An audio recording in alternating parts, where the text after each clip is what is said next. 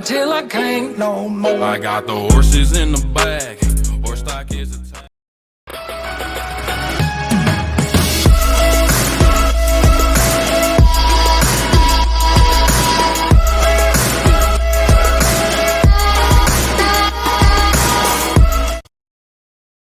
Hello everyone, welcome to my channel Road to Success.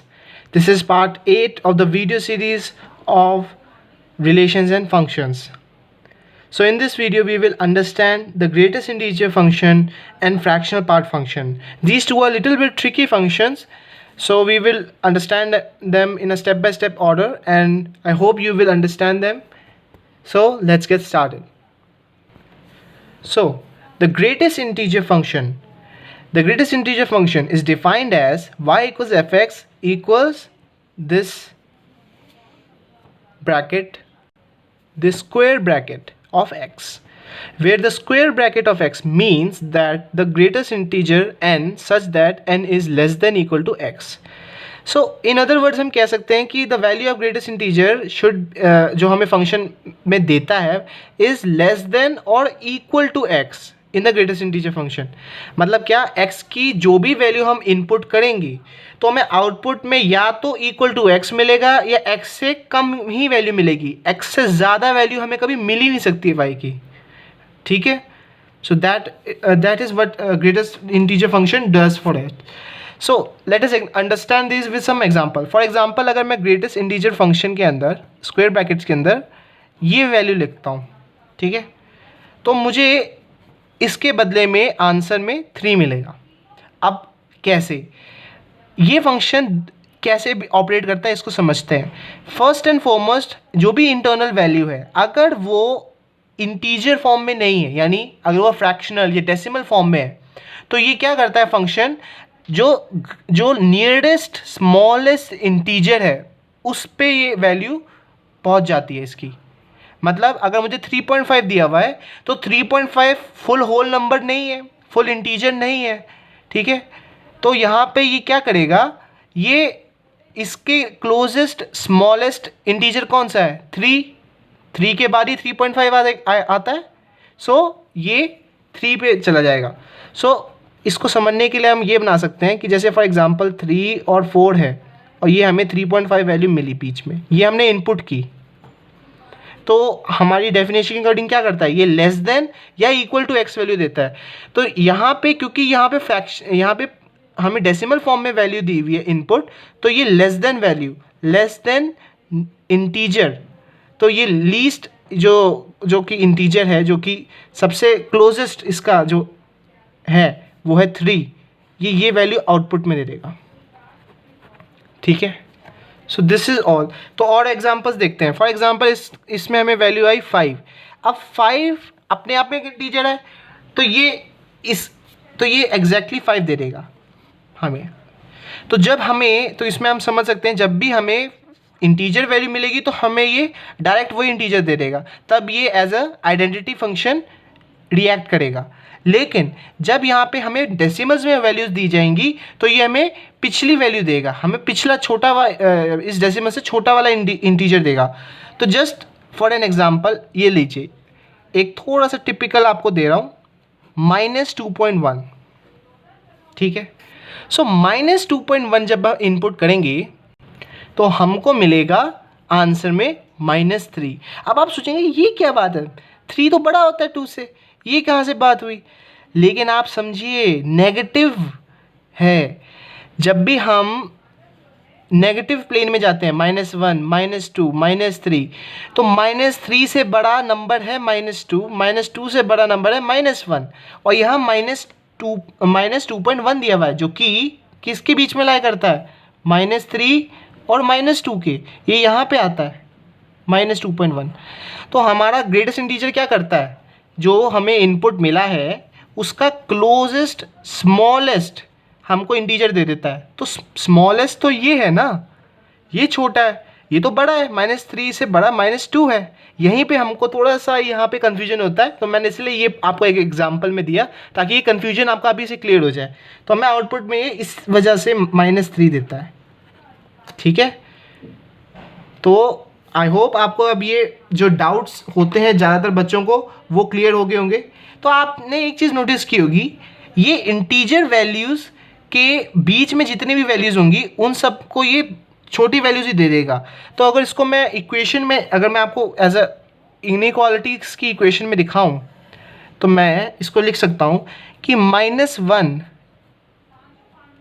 जब x -1 और 0 के बीच में होगा, ठीक है, या तो x की वैल्यू -1 है या -1 और 0 के बीच में है, तो हमें ये ग्रेटेस्ट इंटीजर फंक्शन आंसर में -1 देगा, क्योंकि -1 छोटा है। अगर वैल्यू x की लाई करती है 0 और 1 के बीच में, वेयर 1 इज़ नॉट इंक्लूडेड, ठीक है, नहीं तो 1 होगा तो ये 1 ही देगा। तो ये इनके बीच पे हमें वैल्यूज़ इस ग्रेटेस्ट इंटीजर फंक्शन की 0 ही देगा। सिमिलरली अगर 1 और 2 के बीच में है ये, तो भी हमको ये वैल्यू 1 देगा। तो इससे हम समझ सकते हैं कि ये कैसे ग्रेटेस्ट इंटीजर फंक्शन वर्क करता है। यहाँ पे हमें क्या देगा, जब x 2 और 3 के बीच में है तो हमें ये छोटी वैल्यू 2 देगा। तो यहाँ देखिए बहुत सिंपल सा इसका समझने का तरीका है, जब भी हमें कोई भी इंटीजर वैल्यू ना दी हुई हो तो हमें देखना है कि वो किन दो नंबरों के बीच में है, फर्स्ट थिंग, और उन दो नंबरों में जो छोटा नंबर है वो वैल्यू आएगी हमेशा, बस इट्स दैट सिंपल, ठीक है। सो इससे आप अगर हम ग्राफिकली दिखाएं तो ये ऐसे दिखेगा, देखिए। So here what we can see that जब x की वैल्यूज़ 0 और 1 के बीच में होती हैं तो ये छोटी वाली वैल्यू 0 देता है। तो यहाँ देखिए ये पूरा लेटा हुआ है, ये y की वैल्यू 0 दे रहा है। लेकिन x की वैल्यू जब 1 और 2 के बीच में चल रही है तो ये y की वैल्यू 1 दे रहा है, यानी छोटा इंटीजर 1 और 2 के बीच में 2 दे रहा है। 2 और 3 के बीच में हमें ये 2 आंसर दे रहा है y की वैल्यू, 3 और 4 के बीच में 3 आंसर वैल्यू दे रहा है। तो ऐसे ही आप समझ सकते हैं, वेयर दिस क्लोज्ड सर्कल, ये जो काला काला सर्कल है, ब्लैक सर्कल जो डॉट है, ये रिप्रेजेंट कि ये 1 ये यहाँ पे इस 1 वैल्यू पे हमें 1 आंसर मिल रहा है, और इधर 2 वैल्यू पे हमें 1 नहीं मिलेगा, 2 ही मिलेगा, ठीक है। तो ये ओपन सर्कल, इसे क्लोज सर्कल कहते हैं, ठीक है। ओपन मतलब ये वैल्यू इस नहीं आएगी, ठीक है। तो ये भी आप अगर देखें तो this is also an example of this joint function. ये टूटा हुआ है और ये तो बहुत ही जगह टूटा हुआ है, पर ये देखिए आप कितना अच्छा पैटर्न बनाता है, ये सीढ़ियों का पैटर्न बनाता है, ठीक है। तो आप विजुअलाइज कर सकते हैं जस्ट लाइक अ स्टेयर्स इस फंक्शन को। सो अगर आप देखें तो इस फंक्शन की अब आप समझेंगे तो आपको इतना तो समझ में आ ही गया होगा कि इसकी डोमेन में सारे रियल नंबर्स हैं, बट इसकी रेंज जो है वो थोड़ी पर्टिकुलर है, वो है सिर्फ सेट ऑफ इंटीजर्स। रेंज में हमें सिर्फ इंटीजर वैल्यूज़ मिलेंगी, सिर्फ 1 2 3 -1 -2 -3 ऐसे मिलेंगी, हमें कोई भी रैशनल यानी p/q फॉर्म में नहीं मिलेगा, ठीक है। हमें कोई भी डेसिमल फॉर्म में नहीं मिलेगा, ठीक है। तो यानी हमें 2/3 आंसर नहीं हो सकता, ये नहीं आएगा इसमें, ठीक है। 0.35 ये भी नहीं आएगा इसमें, ठीक है। So this is all about greatest integer function. Now let us consider fractional part function. Fractional part function में ग्रेटेस्ट इंटीजर फंक्शन भी यूज होता है, देखिए यहाँ पे। तो ये कैसे डिफाइंड हुआ है, y = f(x) which is equal to x minus greatest integer function of x। So इसका मतलब क्या है, बेसिकली मतलब ये है कि जब हम x की वैल्यू, फॉर एग्जाम्पल मैं आपको एग्जाम्पल दिखाता हूँ उससे आपको समझ में आएगा, ठीक है। x minus greatest integer x का मतलब क्या है। For example I put x = 2, यहाँ पे 2 एक इंटीजर है, तो मैं जब इसे पुट करूँगा इस इक्वेशन में तो मुझे मिलेगा 2 ग्रेटेस्ट इंटीजर ऑफ 2। तो यहाँ पे क्योंकि हमें यहाँ पे पूरा इंटीजर दिया हुआ है तो ग्रेटेस्ट इंटीजर हमें इंटीजर यही सेम इंटीजर आउटपुट में देगा, तो 2 - 2 मिलेगा, वो = 0 है, ठीक है। तो एक चीज़ हमें अभी तक, एक पॉइंट हमें समझ में आया कि whenever we get an integer value of x, we get y = 0। ये फर्स्ट चीज़ है जो आप समझेंगे। सेकेंड चीज़ अगर आप देखें, अगर मैं कोई भी फ्रैक्शनल वैल्यू लूँ, ठीक है, जैसे पुट x इक्वल्स से 2.5, ठीक है, तो क्या होगा, यहाँ पे तो 2.5 हो गया, माइनस ग्रेटर इंटीजर ऑफ 2.5। तो यहाँ हम देखेंगे 2.5 को अगर मैं लगाऊँ, आपको दिखाऊँ अगर नंबर लाइन में, तो ये किन के बीच में आता है, 2 और 3 के, और ये हमारा इनपुट है। तो ग्रेटेस्ट इंटीजर में क्या देगा, नियरेस्ट जो लेसर आउटपुट, तो ये इंटीजर है नियरेस्ट इंटीजर जो कि छोटा है इससे, तो ये हमारा आउटपुट आएगा।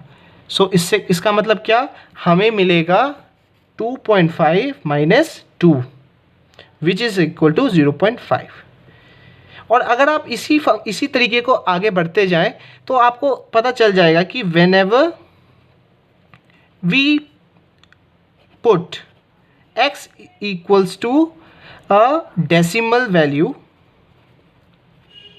ठीक है, we get y, ठीक है, between, अब हमें y between 0 and 1, तो हमें y की वैल्यू 0 और 1 के बीच में मिलेगी, ठीक है। तो इसको अगर हम ग्राफ में प्लॉट करें तो ये ऐसे दिखेगा, देखिए जब x की वैल्यू पॉइंट्स में रहेगी तो हमें पॉइंट्स में ही आंसर मिलेगा, ठीक है।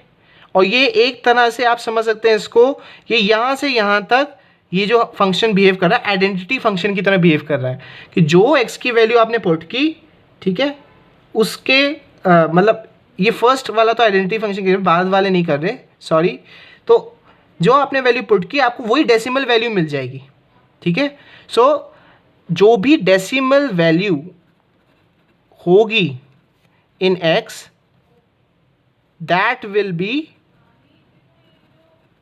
The answer in y। सो अगर इसको हम समझें तो मैं अगर x लिखूं 3.259, अब देखिए ये बहुत टिपिकल सा है, बट आप देखिए मैंने जो कहा है कि x की जो भी डेसिमल वैल्यू होगी वही आंसर में आएगी एज हमारे आंसर, तो ये होगी इसकी, तो इसका आंसर आएगा 0.259 अगर हम इस फंक्शन में पुट करें।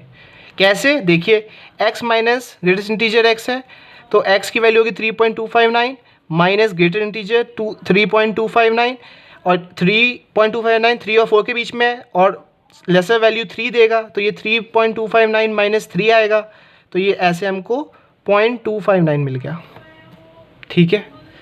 सो इन दिस वे आप समझ सकते हैं कि हमें फ्रैक्शनल पार्ट जो फंक्शन है हमारा, जो ये हम पढ़ रहे हैं, ये हमेशा हमको डेसिमल वैल्यू देगा x की। जब भी हमें x की डेसिमल, कोई भी इंटीजर के साथ डेसिमल वैल्यू जुड़ी हुई है तो आंसर में हमें वही डेसिमल वैल्यू मिलेगी, ठीक है। लेकिन जब भी हमें एक प्रॉपर इंटीजर वैल्यू x की हम पुट करेंगे तो हमें आंसर में 0 मिलेगा, चाहे 1 पुट करें तो 0 मिलेगा, 2 पुट करें तभी। यहाँ देखो यहाँ पे ओपन सर्कल्स हैं, यहाँ पे बीच में अंदर ब्लैकनेस नहीं है, that means when we put 2 answer यहाँ पे आता है, इसका भी आंसर यहाँ पे है, y इक्वल 0, y 0 हो जाती है, x प्लेन पे ही x एक्सिस पे ही आ जाती है, ठीक है। और वैसे जो भी डेसिमल हम वैल्यू पुट करेंगे सेम डेसिमल वैल्यू हमको मिलेगी यहाँ पे, ठीक है। So this is all about fractional part function. I hope you understand कि ग्रेटेस्ट इंटीजर फंक्शन और फ्रैक्शनल पार्ट फंक्शन क्या होता है, और if you have any doubts please do say them in the comment section, and if you like this video please hit the like button and share this with your friends. I will be bringing more interesting and difficult mathematical topics for you next time. So see you soon, take care, bye bye.